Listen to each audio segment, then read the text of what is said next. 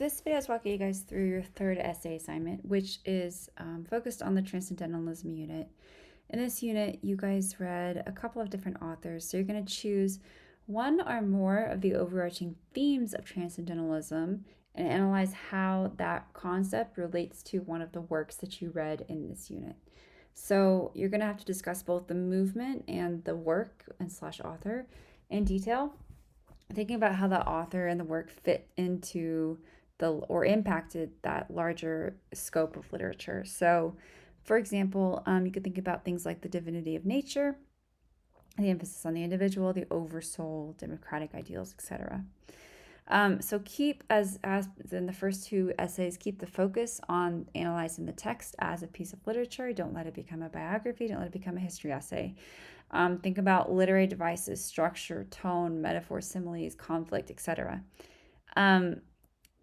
Secondarily, think about how the historical context or the biographical context were relevant to these authors. I mean, the cultural issues that were taking place at the time were relevant to the authors. So tie in those elements into your analysis as well. But again, keep the primary focus on the text.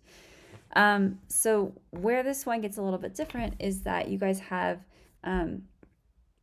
three options as to how you can actually do this argument, this essay. So you can do a traditional written essay, 3 to 4 pages with the bibliography. You can also do a 10-minute video lecture if you want to with the bibliography, which you upload to YouTube, and then you give me the public link to view. That's what you submit. You can also upload and submit a 12 to 15 slide PowerPoint with the bibliography. The purpose of this is to let you guys choose the format that you are most comfortable in conveying information. So if you like the written portion, do the traditional essay. If you like speaking or public speaking or speaking in a camera, do the video lecture. If you appreciate something a little more visual, where you can add graphics or certain elements, or like even I've had students do music embeds, you can do that in the PowerPoint. In any case, you do need to have a bibliography, and you do need to make sure that the amount of content that you have is relatively equal to what a traditional essay would have. So what I don't want to see is just a 2-bullet slide on your PowerPoint. I want it to have a good chunk of content on it. So that could be roughly a paragraph. The video lecture, I expect you to have it carefully prepared and organized, just as you would an essay, so that you're not kind of rambling all over the place. Make sure you have a logical progression of ideas. Make sure you have a logical argument that you're making. Whichever format you choose to do, you just want to make sure that it is successfully submitted. So just like always, you can resubmit up until the deadline as many times as you need. This is important because we're at the end of the semester here. There's not any time for me to turn around and ask for you to send something again if something isn't there. So if there is nothing there, I have nothing to grade. And so you can see the PowerPoint or the essay render on screen when you submit it, so you'll know it's successful. The video, make sure you set the link to public in YouTube, and make sure that you double check it after you submit it. So you click it, you go to it, you make sure that I can view it. Because again, if you submit something that I can't view or doesn't successfully upload, then I have nothing to grade, and it will be a 0 because there's no turnaround time. So just make sure that you're doing that. You do need to have 2 credible sources to support your analysis. So no matter which format you do, you'll want to integrate that source material into your essay to support your claims. So it could be in your lecture, it could be in your PowerPoint, it could be your essay. In any case, choose solid, relevant quotes that support your claims and integrate those into your analysis.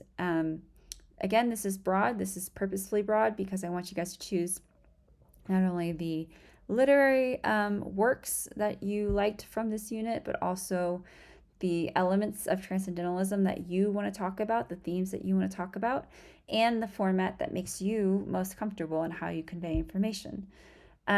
So everything is checked for plagiarism, including the PowerPoint, the essay. You can see their plagiarism reports. Everything needs to have the right minimum length, whatever that is. Otherwise, points will be taken off. And MLA where appropriate with citations. So you're going to choose works, again, read in this unit from either Emerson, Whitman, Dickinson, or Douglas. Um, and make sure you have, like I said, no matter which format you do, even the PowerPoint, you should still have a logical argument structure. So you should have an introduction with a thesis claim. You should have main ideas with evidence from your primary and secondary sources and analysis around those pieces of evidence. And you should have a conclusion, which wraps up your argument and restates your thesis and your main ideas in new words. So you're going to be assessed in making sure you have a good thesis statement, close analysis of the works and its major concepts, good evidence from the primary and secondary sources, proper length, MLA formatting where appropriate, proper number of outside sources and citations. Make sure you have them in text where appropriate and on a bibliography.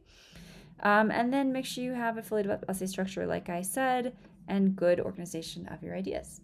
So again, this is broad. Let me know if you have any questions or you want any ideas or feedback on your ideas, I should say. You're welcome to email me. But otherwise, I want you guys to have fun with this assignment, do it in a way that makes you, what benefits you most, what you like to do as far as communicating information. And let me know if you have any questions. Thanks.